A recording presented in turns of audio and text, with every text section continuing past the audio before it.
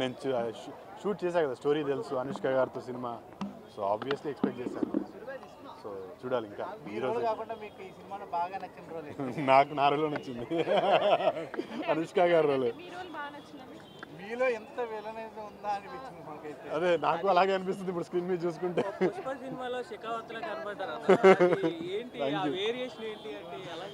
అదే నాకు కొంచెం ప్రాసెస్ చేసుకుంటున్నా, బట్ చాలా బాగుంది. I thoroughly enjoyed the film.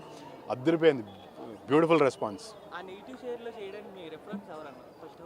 నాకు కృషి గారే చెప్పారు, అంటే నాకు ఎవరిని రెఫరెన్స్గా తీసుకోలేదు.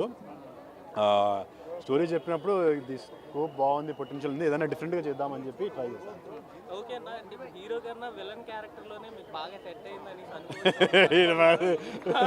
లేదు లేదు, ఏ క్యారెక్టర్ అయినా బాగుంటే చేస్తాను. సార్ మీరు మీ స్క్రీన్ మీద మిమ్మల్ని చూసుకున్నప్పుడు ఎలా అనిపించింది, అంటే ఈ వేరియేషన్లో చూసుకున్నప్పుడు ఎలా అనిపించింది? ఇది కొత్తగా అనిపించింది నాకైతే. ఐ వాజ్ నేను అంటే తెలుసు, బట్ ఇలా ఎక్స్పెక్ట్ చేయాలి.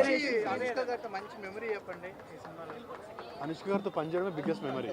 అసలు సినిమాలో అనుష్క గారితో ఫైట్ చేయడం, అనుష్క గారితో వర్క్ చేయడం డ్రీమ్ కమ్ ట్రూ.